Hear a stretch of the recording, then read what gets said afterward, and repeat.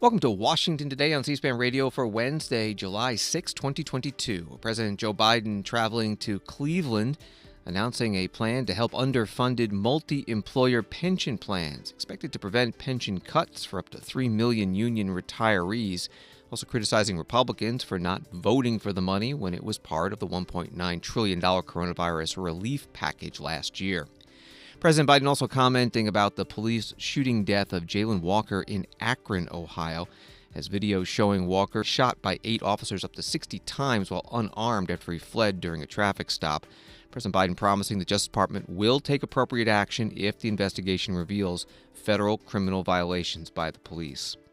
The suspect in the Highland Park, Illinois mass shooting on the 4th of July appears in court for the first time and reportedly confesses to the crime and is ordered held without bond. British Prime Minister Boris Johnson facing enormous pressure from his own Conservative Party to resign after the latest scandal. Johnson accused of promoting a member of Parliament to a leadership position 2 years after being warned of a harassment complaint against him, and now that member resigning, accused of groping 2 men. We'll hear from the Prime Minister and talk about this with C-SPAN's Westminster producer, Peter Knowles. Also, the latest from the White House efforts to free WNBA star Brittany Griner from a Russian jail. And Supreme Court reporters and a law professor look ahead to the next term of the court, starts in October, when the new Justice, Ketanji Brown Jackson, will consider her first cases. From the Wall Street Journal, the Biden administration is expanding how pension funds can invest federal aid, one of the finishing touches on a roughly $90 billion pension bailout approved last year for millions of painters, truck drivers, and other workers facing deep cuts to their retirement benefits.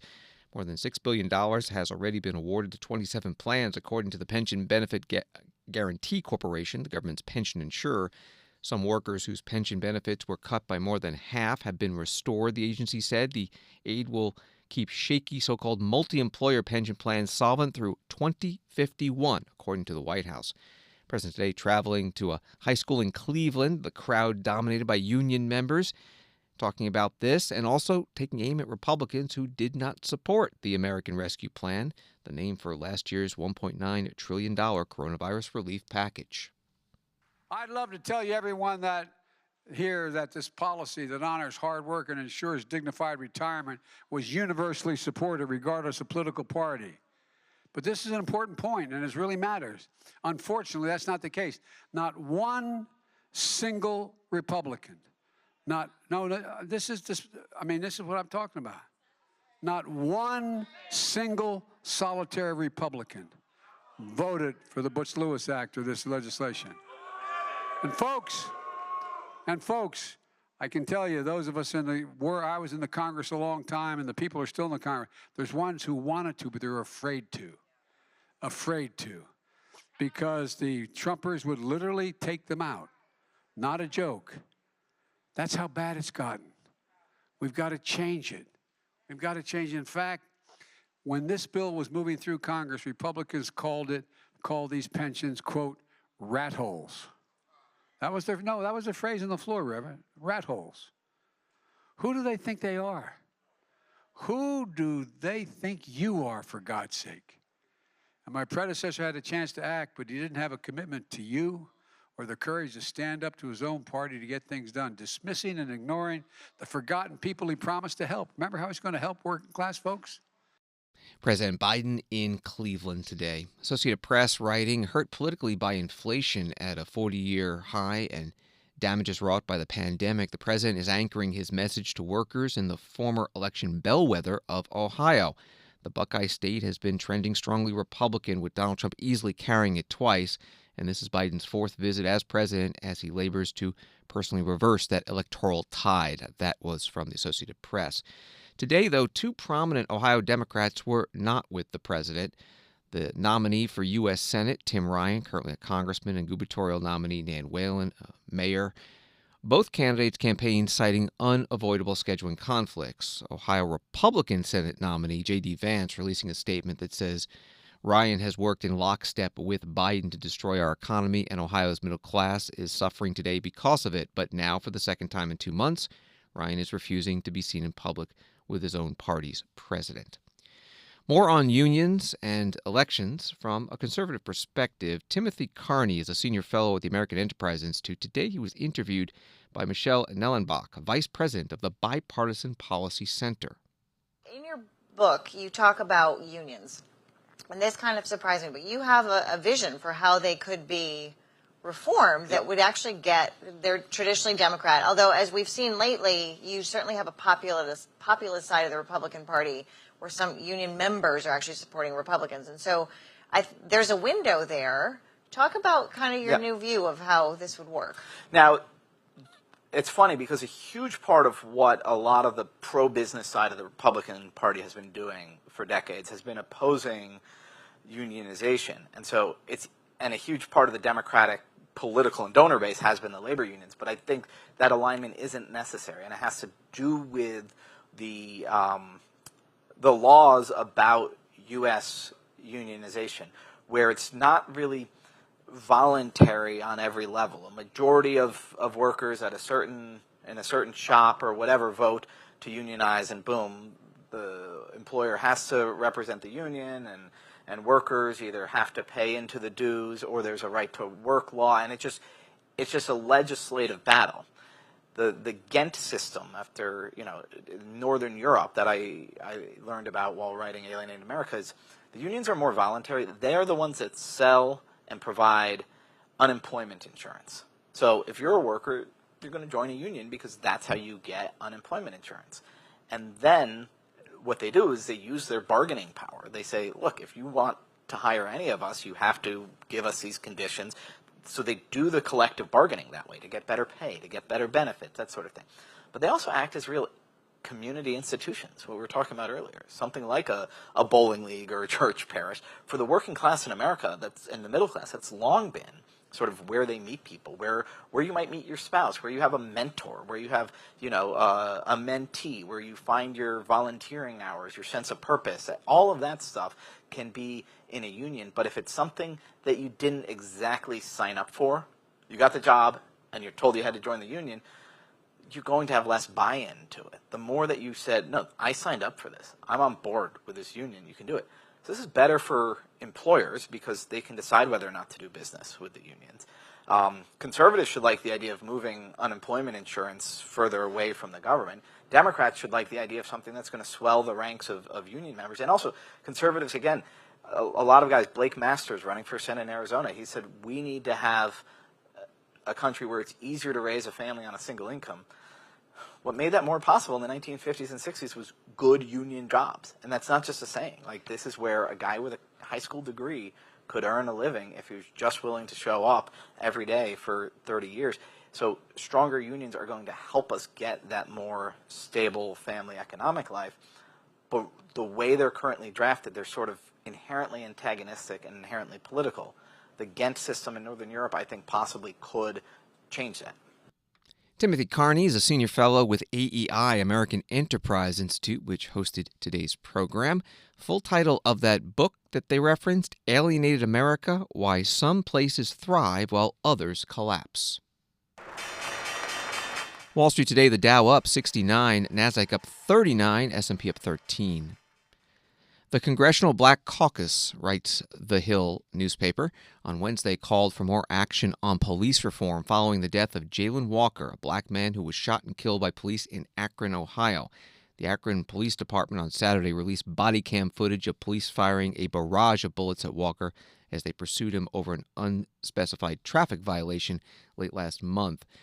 Congresswoman Joyce Beatty, Democrat from Ohio, chair of the CBC, saying in a statement, from every account, he was a family man loved by many. He should still be alive today. The body camera footage is gut-wrenching and leaves us with far more questions than answers. Back to President Biden in Cleveland, about 25 miles from Akron. The president talking about the Jayland Walker shooting.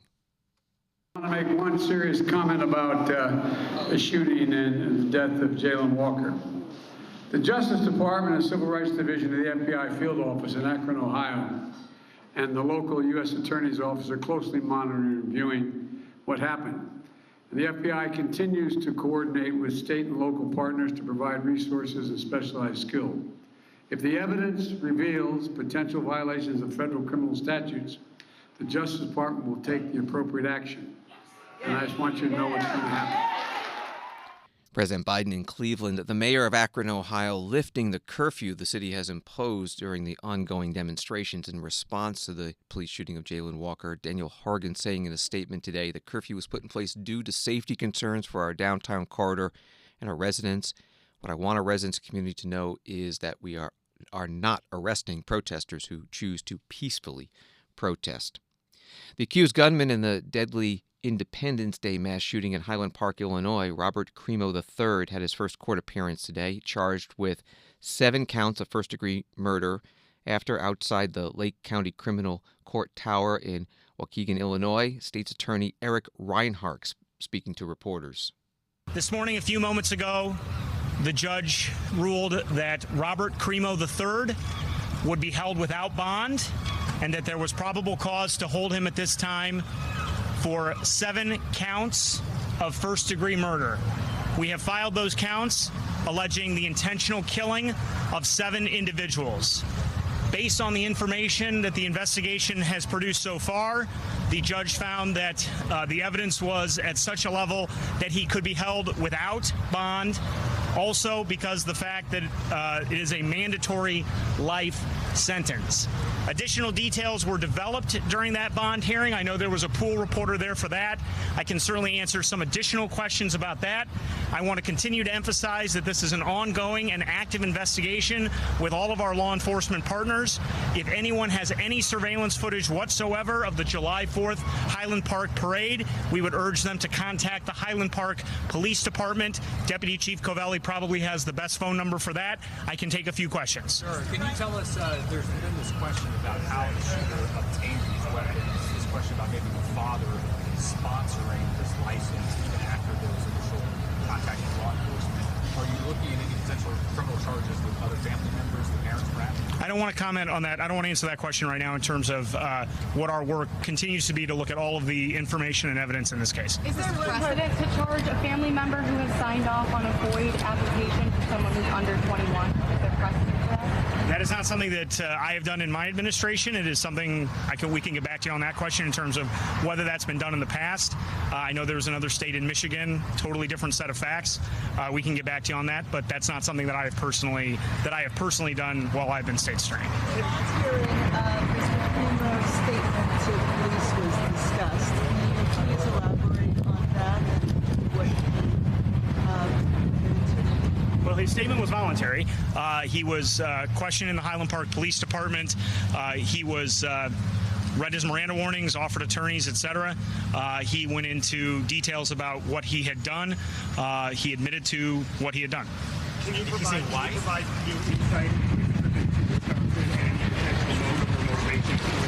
No, and I was also asked the question if he said why he did it. We don't want to speculate on motives right now. Eric Reinhardt, Lake County, Illinois State's Attorney, speaking to reporters after today's court appearance by that suspect in the Independence Day parade shooting in Highland Park, Illinois. Questions about the family of the suspect. Washington Post reporting the Illinois State Police confirmed on Tuesday that the father of the Highland Park parade shooting suspect sponsored his son's application for a gun permit months after relatives reported that Robert E. Crimo III had threatened to kill everyone. The authorities had insufficient basis to deny the application. The Lake County Major Crimes Task Force spokesman Christopher Covelli saying today that after the shooting on July 4th, Crimo fled to the Madison, Wisconsin area where he considered doing another mass shooting at an event there, decided against it, and then went back to Illinois where he was arrested. In Washington, D.C., U.S. Attorney General Merrick Garland, ahead of a briefing on an unrelated anti-crime matter, speaking about the Highland Park shooting. Before I begin, I just think we need to reflect on the horrific events in Highland Park, Illinois. This location is just 20 minutes from the house I grew up in, and I know it extremely well. It's just another horrific reminder of the violence and particularly the gun violence that we face, and that we must do everything in our power to end. We don't need any more reminders of this. Attorney General Merrick Garland in Washington. It was the start of a briefing on an anti-crime effort by the U.S. Marshals named Operation North Star. Garland announcing 1,500 dangerous criminals arrested in major cities across the country. This is Washington Today. White House says that President Biden and Vice President Kamala Harris have spoken with Cheryl Griner, the wife of WNBA star Brittany Griner. This comes 2 days after Brittany Griner wrote a letter to the president from Russian jail where she's on trial for drug smuggling, asking for help to be released. And the White House saying the president, vice president reassuring Cheryl that the U.S. is working to secure Brittany's release as soon as possible. Brittany Griner was arrested back in February, allegedly with vape cartridges containing hashish oil. Here's the latest from the White House Press Secretary Karine Jean-Pierre speaking with reporters aboard Air Force One. Can you preview a little bit of what's in the president's letter to Brittany Griner, and does the public support coming out right now help or hurt the ability of the U.S. government to get her out of Russia? Let me just start with the first part of your question, which is, and lay this down a little bit about what happened today. So President Biden spoke with Brittany's wife, Cheryl, today to make sure she knows we are doing everything we can to get Brittany home as quickly as possible. President Biden shared the letter with her that he is sending back to Brittany after receiving her deeply personal letter on July 4th, which all of you read. The president has been clear about the need to see every American who is wrongfully detained or held hostage abroad released, including Brittany Griner. Months ago, he directed his national security team to pursue every avenue to bring her home safely, to her family, friends, and loved ones. This has been top of mind for the president. He receives daily updates about the status of her negotiations to secure Brittany's release, and the U.S. government continues to work aggressively using every available means to bring her home, along with other wrongfully detained Americans like Paul Whelan. And so this is, again, a top priority for this president. And like I just read, he gets daily updates on what is happening, how we're going to secure her efforts to come home, and also Paul Whelan. And there's been some reports in Russian media about a trade maybe for Victor Boot and Brittany Griner. Is that something the U.S. government would consider? I'm not going to negotiate in public on this. This is something clearly that the State Department with the special envoy, they are focused on getting home not just Brittany Griner and Paul Whelan, but all U.S. nationals who are wrongfully detained abroad or held hostage abroad home. This is a priority for this president. I'm not gonna negotiate in public on this. The White House Press Secretary Karine Jean-Pierre speaking with reporters flying with the president on Air Force One from Washington to Ohio today. Over 1,000 black women have signed a letter to the president demanding that he and other members of the administration increase their efforts to get Brittany Griner released. The signers include Bernice King, the CEO of the King Center and daughter of the late Reverend Dr. Martin Luther King Jr., also Terry Jackson, executive director of the Women's National Basketball Players Association, and Donna Brazil, former acting chair of the Democratic National Committee. The letter says that Griner is enduring inhumane conditions during her imprisonment, and it is imperative that you, President Biden, address this ongoing human rights crisis and make a deal to bring Brittany home quickly and safely. Of course, this all comes amid the backdrop of Russia's ongoing war against Ukraine. This week, the Russian Defense Minister Sergei Shoigu saying that the war will end once President Vladimir Putin's tasks there are completed. And the defense minister, again, referring to what's happening as a special military operation, President Putin refusing to call it an actual war. It has been almost a week since the 2021-22 U.S. Supreme Court term ended. And C-SPAN has been covering several panels of law professors and reporters reviewing the significant cases that have been decided. Today, a panel at the Heritage Foundation did that, but also looked to the next term, which starts in October, and what is in store for the Supreme Court with the newly sworn-in Justice Ketanji Brown Jackson. You're going to hear from Kevin Daly, Supreme Court reporter for the Washington Free Beacon, also Jess Braven, reports for the Wall Street Journal, Joe Alcia, He is a Catholic University law professor, and Sarah Harris is an appellate attorney. Justice Breyer has retired. Justice Jackson has been sworn in. What do you make of that? What changes do you see coming down the pipeline for the two reporters at the end? Will that affect how you cover the court in any way? Well, I guess I'd say this. First, the justices have said in different venues that the arrival of a new member kind of puts them all on their best behavior. So to the extent things are pretty tense up there right now, Justice Jackson's arrival is timely. I remember, for example, when Justice Kavanaugh was confirmed, arguments in the courtroom on his first day on the bench were very playful, and the court that day was hearing an Armed Career Criminal Act case, so the substance was not the cause of everyone's good mood. I can remember, for example, Justice Sotomayor asking a hypothetical that involved a pinch, and she actually turned and pinched Justice Gorsuch, who made a playful face, and afterwards, Justice Kagan made a point of turning to shake Justice Kavanaugh's hand in full view of the court and the press. So it seems to me that to the extent things are bad up there right now, that maybe Justice Jackson's arrival will kind of help everybody clear the slate for next term. Well, I agree. Obviously, it's a small group, and even after the very contentious Kavanaugh hearings, Justice Sotomayor was extremely complimentary towards him. I mean, even if they might be anticipated to disagree on a lot of cases, they all have to work with each other, and that I think is paramount. They all have an interest in maintaining their collegiality, if only to make it less unpleasant to go to the office. But I think for us, one thing we're I think probably the same, Kevin. Waiting to hear Justice Jackson's voice as a justice of the Supreme Court.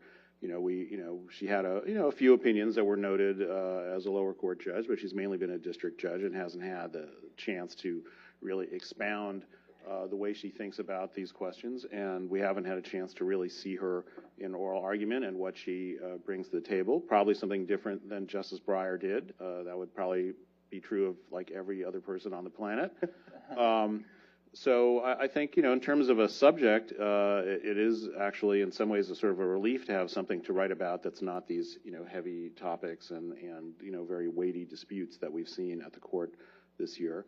So, I think part of it will be what does she bring in terms of, personality and outlook and style. In terms of substance, I don't think we're expecting to be surprised. I mean, I guess the definition of surprise is you don't expect it. But still, she should fit in pretty comfortably in the three-justice liberal minority on that court. Maybe there will be some areas I think we'll be looking for to see where she might, see things a little differently than the other two Democratic-appointed justices. Yeah, and I think, to what Jess said, she will have ample opportunity to make her voice heard if she so wishes next term. She's recused from Students for Fair Admissions versus Harvard, but the court granted review to a companion case in which UNC is the defendant, so she'll be able to participate there. The question being whether or not the court will overturn its affirmative action precedents. There are other cases involving the constitutionality of the Indian Child Welfare Act. There's a case involving a Christian website designer from Colorado who refused to create wedding websites for same-sex couples. Important voting rights cases that are on the court's docket for next term. So I think it usually takes a few terms to get a sense of who a justice is exactly and for their profile to kind of fill out. But I think that that process could be accelerated in Justice Jackson's case, given what's on the docket. Kevin Daly, Washington Free Beacon. I think that one of the more notable shifts here is in administrative law, in that I think for the reasons we just discussed, administrative law is likely to be a major frontier that the court will be confronting in the years to come. Non-delegation doctrine, removal of executive officers, all sorts of doctrines that are going to be coming up. Law professor Joe Alessia. Justice Breyer was one of the staunchest defenders of the administrative state on the court, an admin scholar before he became a judge, and somebody who had a deep knowledge of administrative law and strong views about administrative law. And without him on the court for those cases, you still have Justice Kagan, who also is a staunch defender of the administrative state and a very articulate defender of the administrative state. But I do think that that might change the way that perhaps the dissents in those cases might end up approaching the argument. Justice Breyer would have been an important voice for the pro-administrative state position when those cases come up. And we don't know yet whether Justice Jackson will have the same views on those issues and will articulate them in a similar way. Probably not in a similar way, at least, as Justice Breyer would have. Sarah? I think on most cases, the judgment line will stay the same. I think the main exception I would say is actually Justice Breyer in lower profile criminal cases would sometimes side with the conservatives. So in Fourth Amendment cases, like perhaps the little known Utah versus Strieff, that's what I'm thinking of. But by and large, I think in the hot button cases, judgment line stays the same. The biggest difference is actually behind the scenes. Justice Breyer is like one of the most collegial people I think anyone who has ever interacted with him has ever met. He is just sort of personally engaging and I think a real bridge builder. And so I think especially last term, you would see him getting assigned really big opinions like Google versus Oracle or BL, the school cheerleader case. And so, you know, those cases were not like ideologically divided or anything, but they were big cases in which he was very successful in keeping a strong majority together. And I think it takes time to become that person. And so I think only time will tell, you know, will one of the members of the liberal wing sort of take over that role, or will it sort of be increasingly polarized? Appellate attorney Sarah Harris on a panel with Catholic University law professor Joe Alessia and two reporters who cover the Supreme Court, Jess Braven from the Wall Street Journal, Kevin Daly from the Washington Free Beacon, moderator Giancarlo Campanero with the Heritage Foundation. You can find the full discussion with them. They talk about a number of the cases decided during the current term. It's at our website at cspan.org. And the Supreme Court's new term starts first Monday in October. Washington Today continues in a moment. At least 6 presidents recorded conversations while in office. Hear many of those conversations during Season 2 of C-SPAN's podcast, Presidential Recordings. The Nixon tapes. They're part private conversations, part deliberations, and 100% unfiltered. Well, let me say that the main thing is it will pass, and my heart goes out to those people who, with the best of intentions, were overzealous. But as I'm sure you know, I'll tell you, if I could have spent a little more time being a politician last year and less time being president, I would have kicked their butts out, but I didn't know what they were doing. Find Presidential Recordings Season 2 on the C-SPAN Now mobile app or wherever you get your podcasts.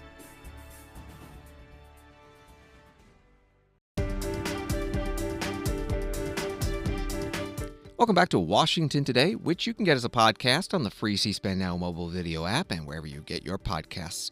A couple more headlines. Former White House counsel under President Trump, Pat Cipollone, agreeing to testify before the House Select Committee investigating the January 6th attack on the U.S. Capitol. Multiple reports from various news outlets today saying it'll be behind closed doors in a transcribed interview and will happen this Friday.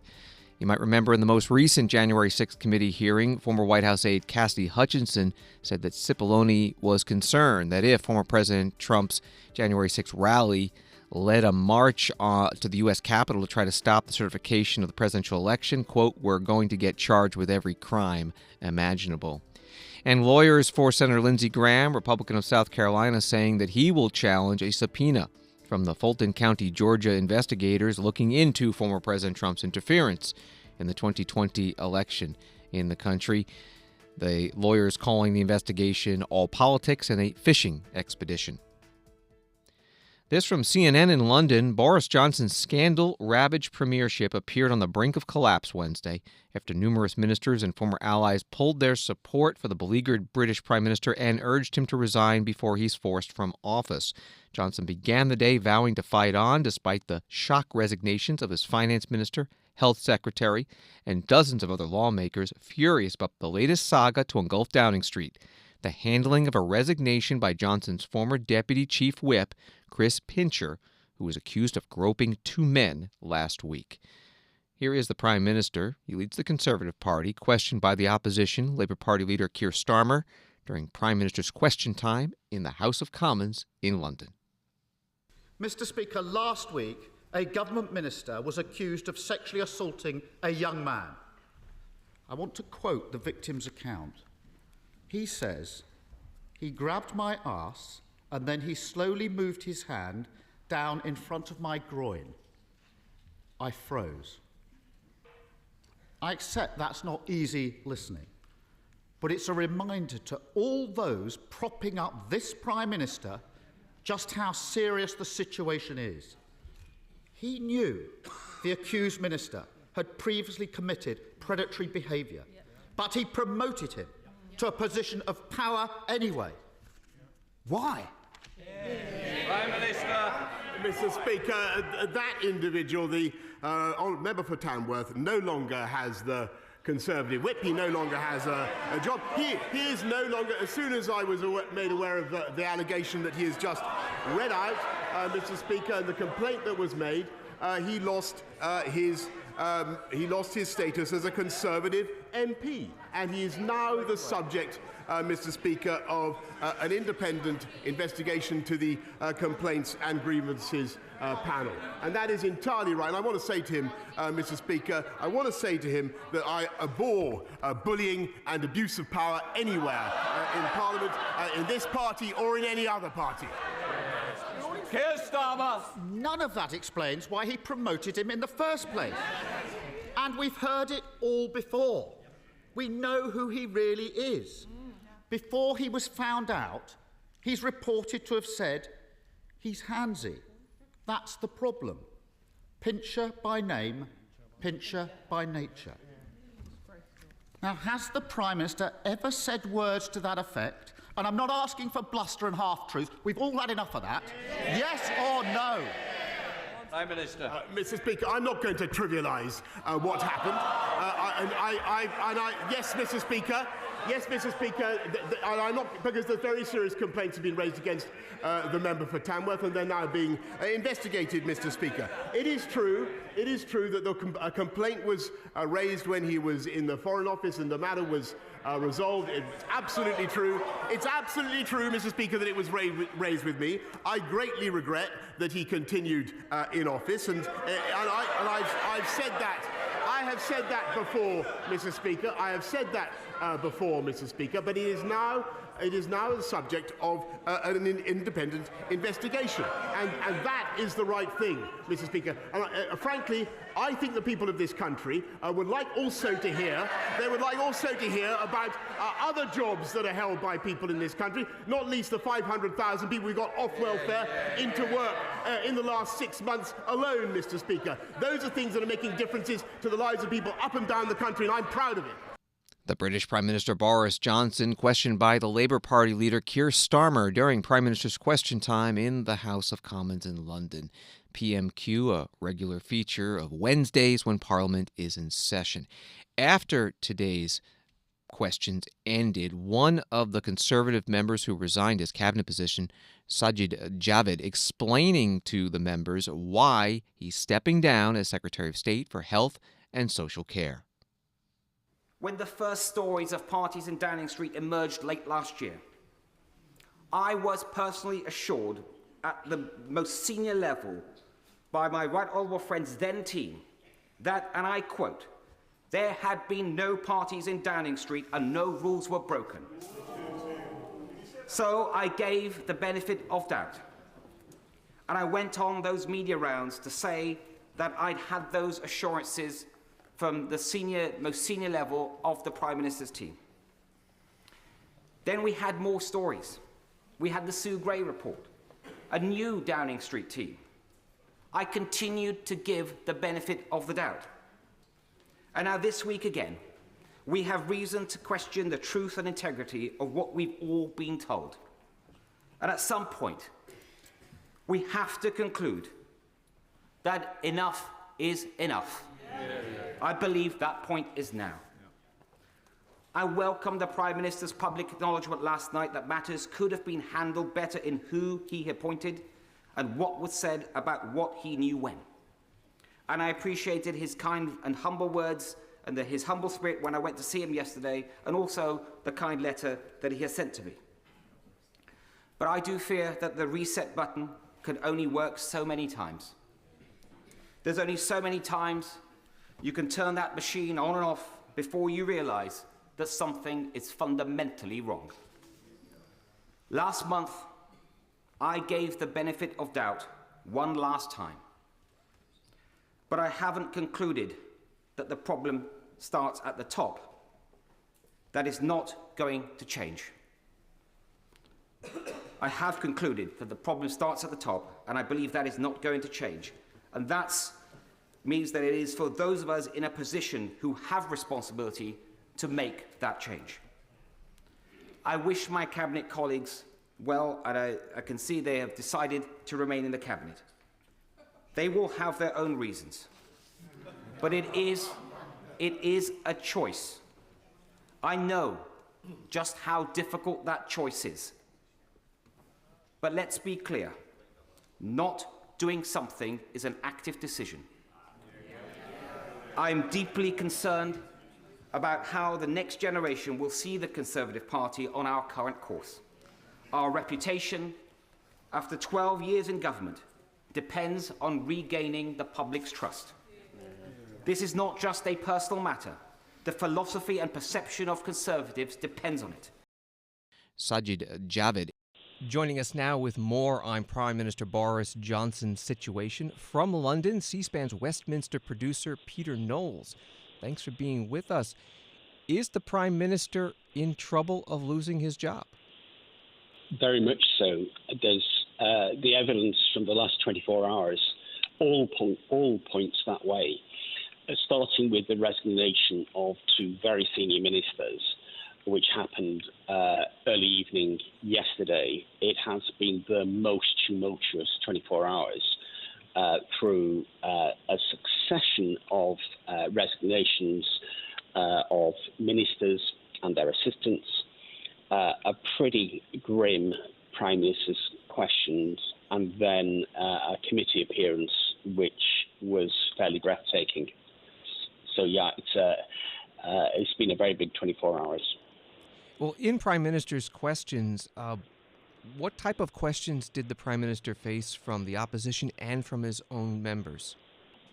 The opposition questions sort of fade from the memory, because what is quite spectacular is when you see a serving Prime Minister under attack from his own side. When Prime Ministers are absolutely used to most horrid things being said about them face to face, across the benches, across the floor of the House. But to be under such fierce criticism from behind is pretty difficult to live with. So there were three MPs on his own side who said enough is enough, time for you to go, in the most direct terms you could imagine. And what all the Prime Minister could do is engage in false politeness. I thank you very much for that point, and say I disagree with you, and that it's important to keep on going, and there are big issues in the world, Ukraine and so forth. But that level of ferocity of attack, and what was really interesting is there was another event that followed on immediately after Prime Minister's questions, which was one of the resignation speeches, that the personal statement, and during that 10-minute speech, which I think has been seen now on C-SPAN and is available online, you got a lot of nodding and agreement, very openly breaking out amongst Sajid Javid's colleagues, and the Prime Minister just had to sit there and take it. And really, and as he left the chamber, there were shouts, I think from the opposition, bye-bye Boris, and not a murmur of support from his own side. So pretty horrid start to the day. And then you said the Prime Minister went to the liaison committee, a discussion of actual issues, Ukraine and Russia and the economy, but did the other problems sort of make their way into the questioning as well?